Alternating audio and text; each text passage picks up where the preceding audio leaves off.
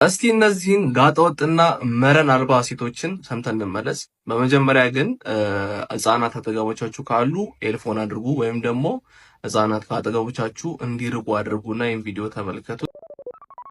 ዘመኑ የጠንቋዮች መንግስት ስለሆነ የባለ ውቃቢ የባለ አውሊያ ልጆች የነገሱበት ጊዜ ስለሆነ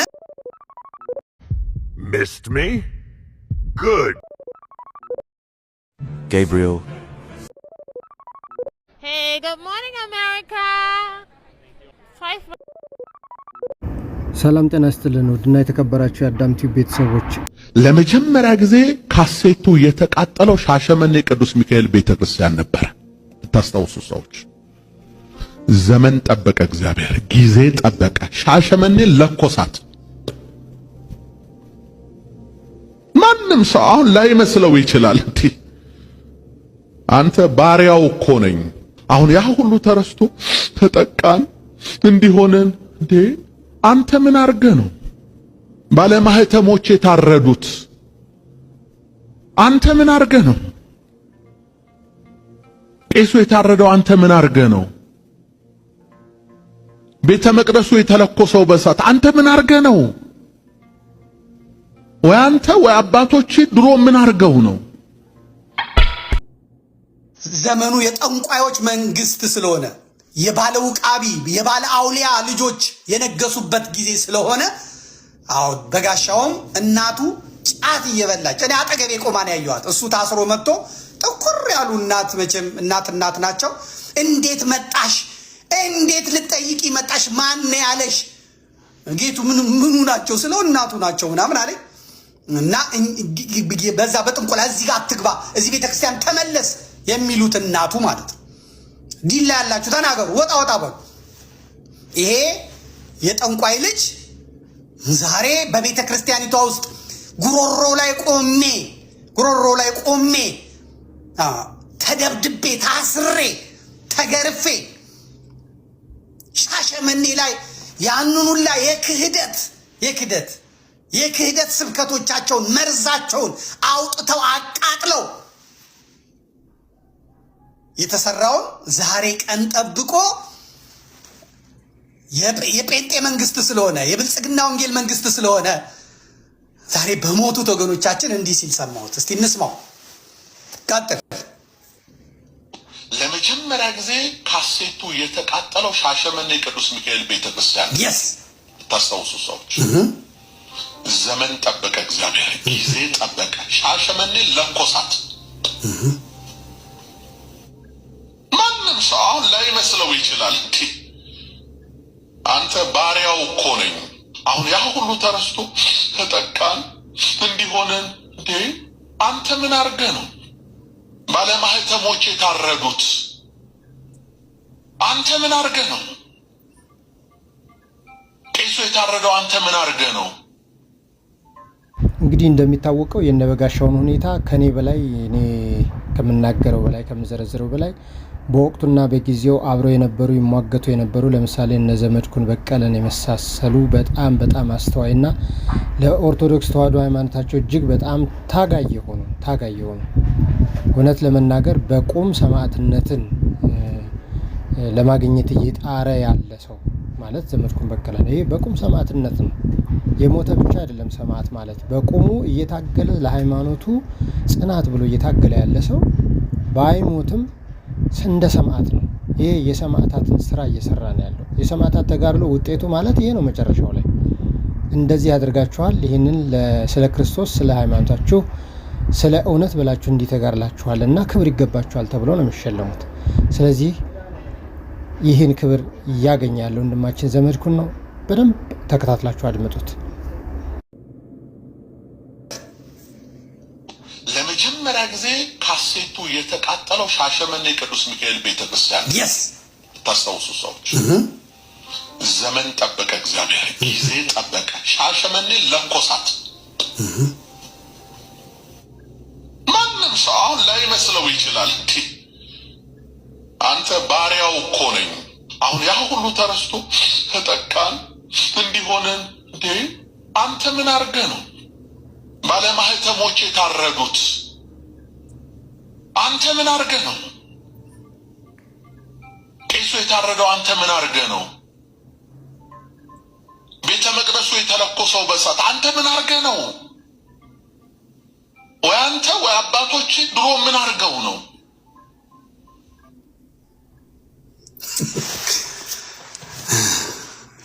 እኔ ብዙ ምለው የለኝም ለወዳጆቹ እንዲሰሙት አርጌ ቅዱስ እንደ በጋሻው አባባል ቅዱስ ጳውሎስ በሮማ አደባባይ በሰይፍ የተቆረጠው ምን ሆኖ ነው?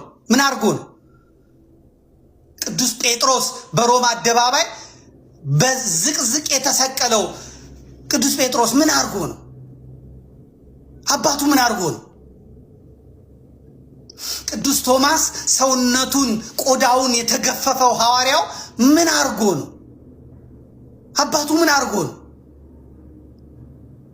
ክርስቶስ ኢየሱስ በቀራንዮ አደባባይ ላይ የተሰቀለው ምን አርጎ ነው?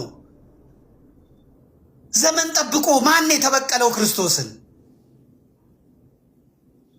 አንተ ጠንቋይ ልጅ፣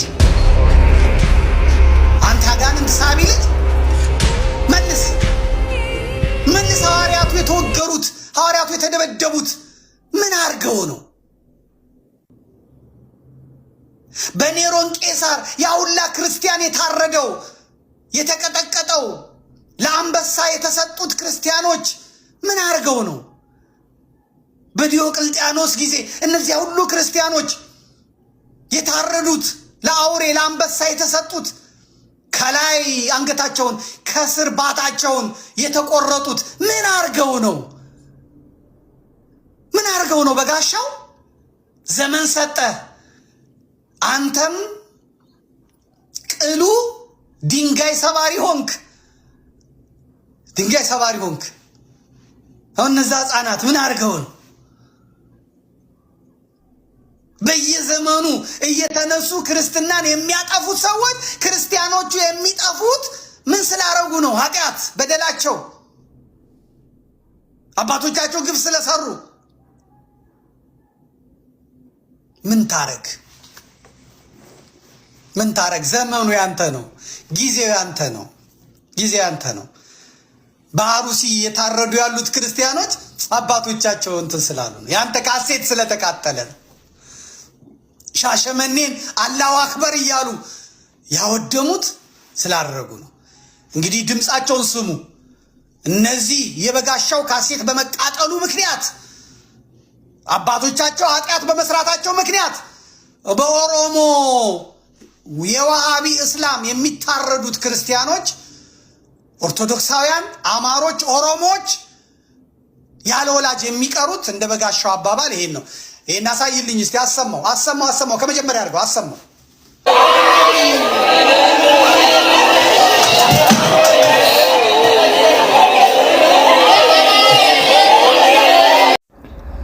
ሌላው ደግሞ እንግዲህ የምንመለከተው ዓለማችን ምን ደረጃ ላይ ናት ያለችው? በተለይ ገንዘብ ወዳድ ሰዎችና እንዲሁም በዘመናዊ በፋሽን እየተጠለፋችሁ የምትወድቁ ሰዎች፣ ፋሽን የሚያታለላችሁ ሰዎች፣ የአውሮፓውያን ፋሽን ተከታይ ነን የምትሉ ሰዎች፣ እይታችሁን በሰው ዘንድ ለማጉላት የምትጣጣሩ ሰዎች በጣም ብትጠነቀቁ ይሻላል። የፋሽን ልብስ፣ የፋሽን ጫማ፣ የፋሽን ወይም ዘመናዊ ሰው ለመባል ካስፈለገ ገንዘብ ሊኖራችሁ ይገባል። በመጀመሪያ ደረጃ ገንዘብ ከሌለ የሚገዛው ነገር ወይም የሚለበሰው ልብስ በእነሱ ደረጃ እኩል ሊያረጋችሁ አይችልም። ነገር ግን ገንዘብ የላችሁም እንበል። ገንዘብ በሌላችሁ ሰዓት ታዲያ ገንዘብ ያቀርቡላችኋል። ገንዘብ የሚሰጧችሁ ተቋማት ይመጣሉ። ለምሳሌ ኢሉሚናቲ ተብሎ በ666 እየተመሰለ የሚመጣው የመጨረሻው ዘመን የዘንዶ በዮሐንስ ራእይ ምዕራፍ 13 ላይ የተናገረው የዘንዶ ማለት ነው። እና ይሄ ዘንዶ የሚናገረው በቅዱሳን አፍ ላይ እየከፈተ የሚሳደበው ማለት ነው። ለምሳሌ በዚህ ምድር ላይ እንደምናየው እንደነበጋሻው እንበለው ምንም ሩቅ መሄድ አይገባንም፣ ሩቅ መሄድ አይጠበቅብንም። ስለዚህ ይህንን ነገር ስንመለከት በኢሉሚናቲ ዘንድ ያለው የሚንጸባረቀው ገንዘብ የማግኛ መንገድ ነው። እስኪ እነዚህን ጋጠወጥና መረን አልባ ሴቶችን ሰምተን እንመለስ። በመጀመሪያ ግን ህፃናት አጠገቦቻችሁ ካሉ ኤልፎን አድርጉ፣ ወይም ደግሞ ህፃናት ከአጠገቦቻችሁ እንዲርቁ አድርጉና ይህን ቪዲዮ ተመልከቱት። እነሱን ሰርች አድርጌ 666 ማለት ነው። እነሱን ሰርች አድርጌ ወደ እነሱ ገባሁ። ከዛም በኋላ ሀይ ብለው ላኩልኝ። ማውራት ጀመርኩ ከነሱ ጋር። ከዛም መግባት ትፈልጊያለሽ ያሉኝ፣ አዎ አልኳቸው። ከዛ የሚያስፈልገውን ዘረዘሩልኝ። ማለት መታወቂያ፣ እንደገና ጉርድ ፎቶ፣ ስልክ ቁጥር፣ በቃ እነዚህን የመሳሰሉ እንዳለ። በጣም ትልቁ ነገር የሚሰጡት ብር አለ፣ መኪና አለ፣ ቤት አለ። ለነዚህ አባል ከሆናችሁ ገንዘብ እንደምታገኙ ነው። እንግዲህ ተመልከቱ። አሁን ለምሳሌ ምናቸው ውበት አለው፣ ምናቸው ያምራል። የአጋንንት ኃይል ሰዎች ራሳቸውን በአጋንንት መንፈስ ቀይረው ፍጹም ሰይጣናዊ መልክን ተላብሰው ስትመለከቷቸው ምኑ ነው ውበት? አሁን ይሄ ከቅዱሳን ውበት አሁን ይሄ ይበልጣል? እውነት ለመናገር አሁን እንደነዚህ አይነት ወጣቶች ደግሞ አሉ። በሀገራችንም ላይ ብትመለከቱ አፍላ ወጣትነት ዘመን ላይ ያሉ ናቸው። ገንዘብ ያስፈልጋቸዋል። ነገር ግን ገንዘብ የለም፣ ተሰርቶ የሚገኝ የለም። ከቤተሰብም የድሃ ልጅ መሆን አስቸጋሪ ነው። ወደዚህ አባልነት ከመግባት በዘለለ ምንም መፍትሄ ሊያመጡ አይችሉም። ተመልከቱ። ይሄ ታቱ የሚባል ነገር የምጠላው ደግሞ ከዚህ አንጻር ነው። ታቱ የዘንዶ የሚነቀሱት ይኸው አፉን ጥርሱን የከፈተ ዘንዶ ወጣቱ ተጠልፏል። ተመልከቷቸው። እነዚህ ደግሞ የምትመለከቷቸው የአውሮፓውያን መሪዎች ናቸው። ማን ነው ስሙ? ይሄ የአሜሪካው ያሁኑ ሁሉንም ጨምሮ ሁሉም የኢሉሚናቲው ምልክት የባፎሚቱን ቀንድ ምልክት እያሳዩ ነው የሚገዙት። ሁሉም አባል ናቸው። ሁሉም ተጠልፈዋል። የቀረች ቅድስት ሀገር ኢትዮጵያ ናት። እሷም በሃይማኖቷ የጸናች ነበረች። እንደነ በጋሻው አይነት እንደነ ትዝታው አይነቶችም ፈልፈለው አምጥተው መልምለው አምጥተው ይቺ ሀገር እንድትቀየርና ወደዚህ አይነት አምልኮ እንድትገባ ተመልከቱ። በእምነቷ የጸናች ናት። የእግዚአብሔር ሀገር ተብላለች። ተመልከቱ። እነዚህን የውጭ ሀገር መንግስታት በሙሉ የምታዩቸው መንግስታቶች ናቸው። ይኸውላችሁ በጥቁር መኪና ነው የሚጓዙት። ግን ምልክታቸው ምንድን ነው? ተመልከቱ። እሱ ነው። ምን ይሄም ብቻ እንደዚህም ጌጣጌጥ በማድረግ ምስላቸውን በመቀየር ቆዳቸውን በመቅደድ አይናቸውን ከሰው አይን ውጭ በማስመሰል የዛው የአጋንንቱን መንፈስ የተላበሱ በመምሰል ሜካፕ በመስራት ተመልከቱ። እንግዲህ እኒህ ሴቶች በዚህ እድሜያቸው እየቆረቡ ንስሐ እየገቡ የሚኖሩ ሴቶች አሉ። በሀገራችን ስንመለከት እነዚህን ሴቶች ነው ወደ እነዚህ አይነት ሊገለብጧቸው ሊቀይሯቸው የሚታገሉት። እንግዲህ ተመልከቱ። አሁን ይህን ስንመለከት ምኑ ያምራል? ይሄ ጥርሱ የገጠጠ አይኑ የፈጠጠ ጽልመት የለበሰ ክፉ አጋንንት ሳጥናኤል እሱን ለመምሰል የሚያደርጉትን ጥረት ተመልከቱ። ምኑ ነው ውበቱ? እግዚአብሔር ያሳያችሁ። ተመልከቱ። እቺ ሴት ምላሷ ሁሉ ተቀይሮ እባብ ሆኗል። ከላይ ያለው በዮሐንስ ራእይ እንደዚሁ እንደተናገረው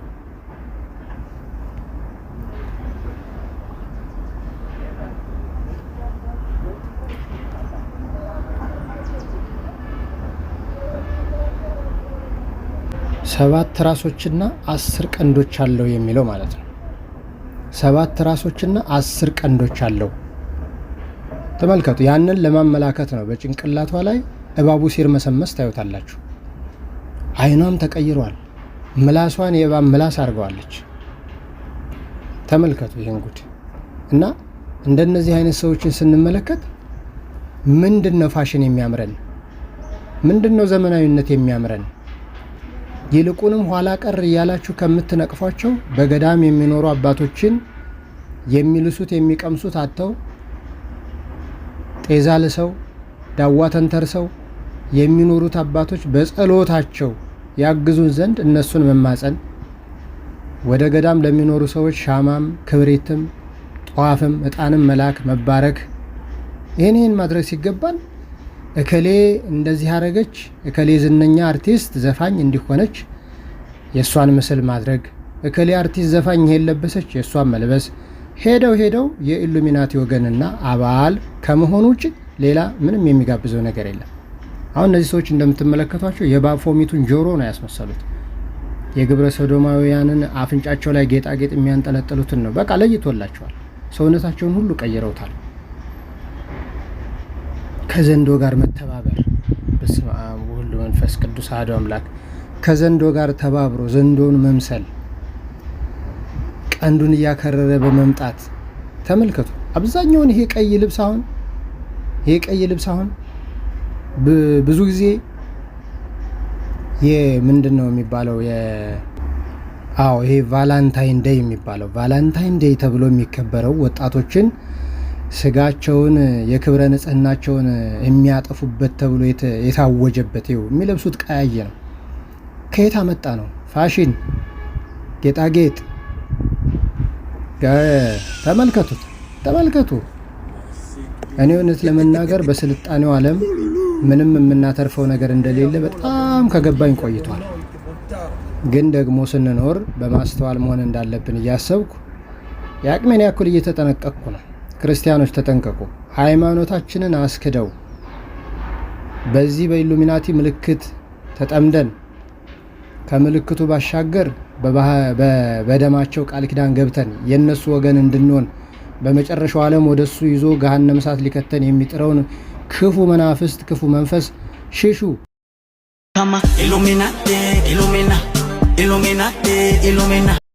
አጥብቃችሁ ሽሹ። እንዲህ እንደተባለው ሰይጣንን ሂድ ካጠገቤ በሉት ይሸሻል፣ መንፈስ ቅዱስን ደግሞ ና አቅርበኝ ካሉት በሉት ይቀርባችኋል እንደተባለው ይህን ክፉ መንፈስ ሽሹት። ይገርማችኋል። እግር ኳስ ተመልካች እግር ኳስ ታዳሚ ነን ብላችሁ በመዝናኛ መልክ ታዩታላችሁ። እግር ኳስ መመልከት መታደም መዝናናቱ መች ኃጢአት ሆነና። ነገር ግን ተመልከቱ፣ እያንዳንዱ ይሄ እግር ኳስ ተጫዋች ምን አይነት ምልክት እንደሚያሳይ ተመልከቱ። ምልክታቸው ተመልከቱ። እከሌ አድናቂ ነኝ እያልክ ትጮኻለህ። አሁን ደግሞ ይባስ ብሎ ሴቶችም አሉበት። የከሌ አድናቂ የከሌ ተመልካች ነኝ እግር ኳስ ፍጠጥ ብላ የምትቀመጥና የምታመሽ የምታድር አለች ከወንዶች ጋር እኩል። እህቴ ንቂ፣ ወንድሜ ንቃ። ይኸውልህ እግር ኳስ ተጫዋች ብለህ የምትደግፈው ምን አይነት ምልክት ይዞ እንደሚመጣ ሄደህ እዛ አፍጥጠህ እሱን ስትመለከት ምን አይነት መንፈስ በውስጥ ሊገባ እንደሚችል ማሰብ ነው። መንፈስ ረቂቅ ነው። መናፍስት ከወዴት እንደሆኑ መርምሩ ነው ያለው። መናፍስት ብዙ ናቸው ብሏል መጽሐፍ ቅዱስ፣ ብዙ ናቸው። ነገር ግን ከወዴት እንደሆነ መርምሩ ብሎናል። ስለዚህ እንዲህ አይነቱ ርኩሳን መናፍስት ወደኛ እንዳይመጡ መመርመር ማስወገድ ያስፈልገናል። ለዚህ ነው በሃይማኖት ጽኑ የምንባለው። ንቁ ብሏል ሐዋርያው ቅዱስ ጳውሎስ። ንቁ፣ ትጉ፣ በሃይማኖትም ጎልብቱ ብሎናል።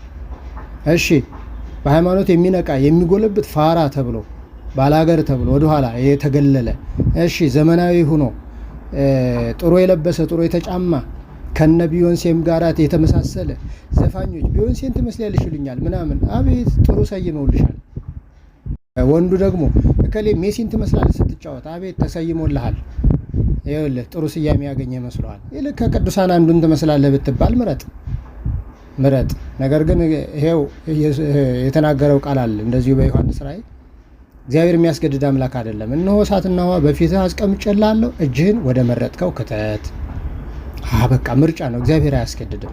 ስለዚህ የመረጠ ይመርጣል፣ ይሄዳል፣ ዋጋውን በኋላ ያገኛል። እኔ እንድትገደዱ አይደለም ይሄም የማመላክታችሁ፣ አልሰማችሁም ብዬም አይደለም። ነገር ግን በደንብ እንድንነቃና እንድንስተካከል ነው። ተመልከቱ።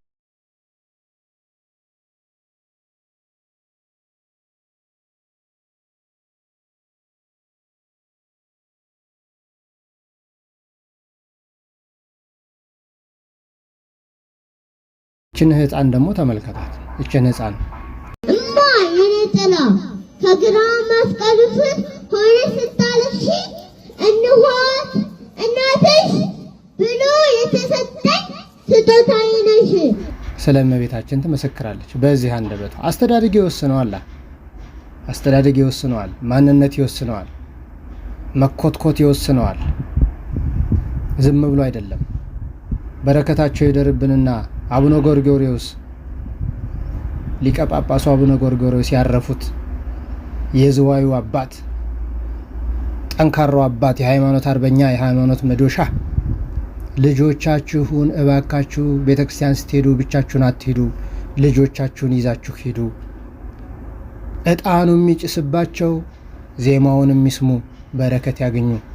ይሄ እያደገባቸው ሲመጣ የሃይማኖት ሰው ይሆናሉ። ይሄን ነበር ያሉት። ልጆቻችንን ዛሬ ወዴት ነው የምንወስደው? ይሄን አስቡት። ዛሬማ የባስ ብሎ ዥዋዥዌው በከተማ በስቷል። ዥዋዥዌ መጫወቻው በስቷል። አትጫወቱ እያልኩ አይደለም፣ እንዳትጫወቱ አይደለም፣ በዛው ተጠልፋችሁ እንዳትቀሩ ነው ማሳስበው እኔ። ዥዋዥዌ መዝናኛው ወደ ቤተክርስቲያን ወደ መንፈሳዊ ቦታ መሄድ የለም። ዛሬ ባስ ብሎም እንደውም አንዳንዴ በቤተክርስቲያን ዙሪያ ላይ የማያቸው እየዞርኩ አሉ።